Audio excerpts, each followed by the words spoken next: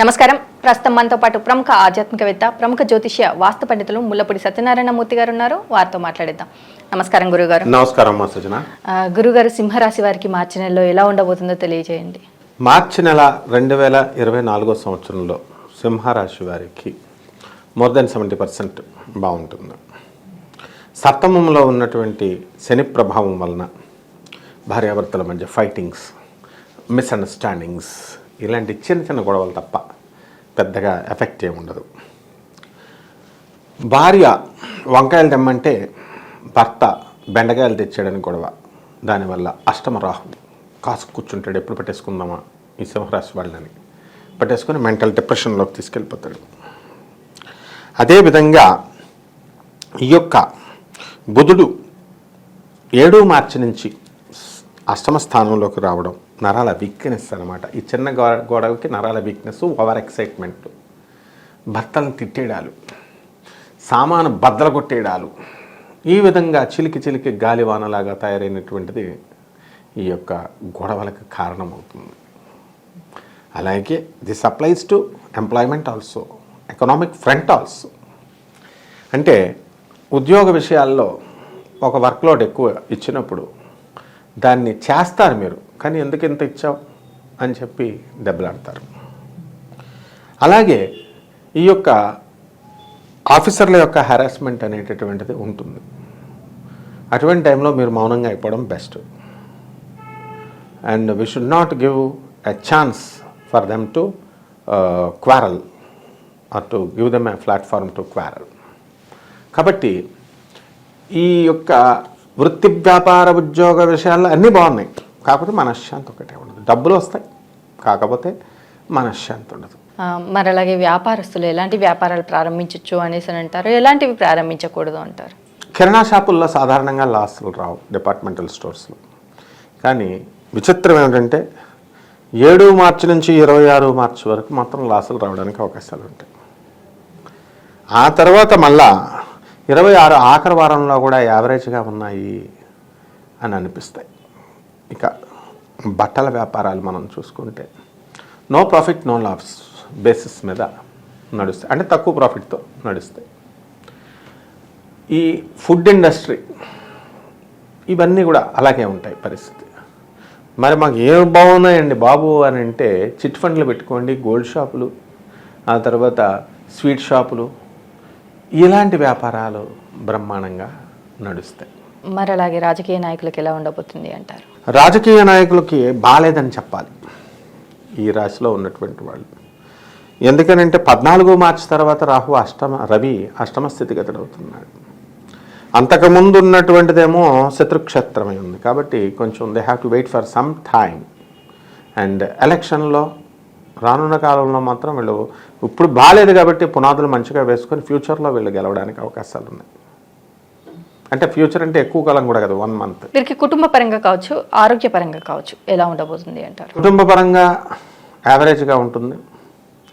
ఇంట్లో పిల్లలు సరిగ్గా చదవంటారా అంటే దెబ్బలాడడం, భార్య సరిగ్గా జాబ్ మీద కాన్సన్ట్రేట్ చేయి, లేదా ఇంట్లో పనుల మీద కాన్సన్ట్రేట్ చేయంటే రేవంత్ రెడ్డి గారు పుణ్యమా అని బస్సులు ఫ్రీగా దొరికినాయి. తెగ తిరిగేస్తున్నారు అంతా కూడా ఆడవాళ్ళు, వంటలు వండేసేయడం, బయటకు వెళ్ళిపోవడం. కాబట్టి ఖచ్చితంగా గొడవలు ఉన్నాయి. స్టూడెంట్స్ కూడా ఎక్కడికి పడితే అక్కడ no permission from mother and father. ఇదివరకు డబ్బులు అడగాలి కదా వాళ్ళని, కాబట్టి ఆ డబ్బులు ఫ్రీగా వెళ్ళొచ్చేస్తున్నారు. ఇలాంటి అదే ఈ యొక్క రాహు అష్టమ స్థితిగతుడై ఉన్నాడు. అండ్ ఇలా జరగాలి ఈ సంవత్సరంలో, ఈ నెలలో రేవంత్ రెడ్డి గారి ద్వారా అనేటటువంటిది ఫిక్స్ అయిపోయింది. దట్ ఈస్ డెస్టినీ అనమాట. అందుకే అష్టమ రాహు ఉన్నాడు ఈ సంవత్సరం. కాబట్టి ఇంట్లో పరిస్థితులు అలా ఉంటాయి, నడుపుకుంటూ వెళ్ళడమే మనం క్రమశిక్షణతో. ఆరోగ్య పరిస్థితి ఎలా ఉంది? ఆరోగ్య పరిస్థితి కూడా ఏం బాగుండదు. బయటకు వెళ్ళిన వాళ్ళు శుభ్రంగా తినేస్తున్నారు, బిర్యానీలు ఇవి అవి అన్నీ. ఇంట్లో ఉంటే ఇంట్లో వంటలు చేసుకుంటారు. బయటకు వెళ్ళి ఎగ్జిబిషన్ మాల్, వీళ్ళు ఎగ్జిబిషన్లు పెడుతున్నారు, ఫ్రీ బస్సులు. ఆ విధంగా మరి 14 మార్చి తర్వాత ఆరోగ్య పరిస్థితి బాగుండదు. ఒక నెల తర్వాత కొంచెం పికప్ అవుతుంది. మరి ఏ రకాల రోగాలు వచ్చేస్తాయండి బాబు అంటే చర్మవ్యాధులు వచ్చేస్తాయి, గజ్జి, తామర, తలనొప్పులు, ఇటువంటి రోగాలు రావడానికి అవకాశాలు ఉన్నాయి. మరి విద్యార్థులకు కావచ్చు, విదేశాలకు వెళ్ళాలి అనుకునే వారికి కావచ్చు, అలాగే ప్రభుత్వ ఉద్యోగాల కోసం ప్రిపేర్ అవుతున్న వారు కావచ్చు, ఎలా ఉండబోతుంది? వీళ్ళకి మాత్రం బాగున్నాయి. స్కూల్లో చదువుకునే వాళ్ళు, కాలేజీ పిల్లలకి వీళ్ళ చదువు బాగా చదువుతారు. కాకపోతే ఒకటి ఏంటంటే 7 మార్చికి ముందు బాగుంటుంది మొదటి వారం, ఆ తర్వాత కొంత పాడవుతారు వీళ్ళు. ఆ తర్వాత 26 మార్చి తర్వాత భాగ్యస్థిత స్థానంలో ఉన్న గురుడితో కలవడం వల్ల కాస్త విద్యలో వెనకంజు వేయడానికి అవకాశాలు ఉంటాయి. కాబట్టి వీళ్ళు కొంచెం జాగ్రత్తగా ఎక్కువ చదవాలి. చదివితే డబ్బు ఎక్కువ ఖర్చు అయినా విదేశాల్లో వీళ్ళు కోరుకున్న చోట్ల మాత్రం విశ్వవిద్యాలయాల్లో సీట్లు రావు. అదేదో లక్కీగా ర్యాండమ్గా వస్తాయన్నమాట. ఆ వచ్చినటువంటి విదేశీ అవకాశాలని వీళ్ళు సద్వినియోగం చేసుకోవడంలో మాత్రం బ్రహ్మాండంగా చేసుకుంటారు. ఎందుకని? గురుబలం ఉంది. మరి కోర్టు సమస్యల నుంచి బయటపడే అవకాశం ఉంది అంటారా? ఇక కోర్టు సమస్యల దగ్గరికి వచ్చేసరికి మనకి 15 మార్చి తర్వాత యావరేజ్గా ఉంటాయి. ఈ మొదటి 2 వారాల్లోనే వీళ్ళ యొక్క సమస్యలన్నిటి కూడా కోర్టులో కాంప్రమైజ్ అయిపోవడం, తీర్పులో వీళ్ళకి అనుకూలంగా రావడం, ఇవన్నీ కూడా జరుగుతాయి. గృహయోగం కానీ భూయోగం కానీ ఉంది అంటారా? గృహయోగము ఉంది. ఆ తర్వాత వాహన యోగం బలహీనంగా ఉంది.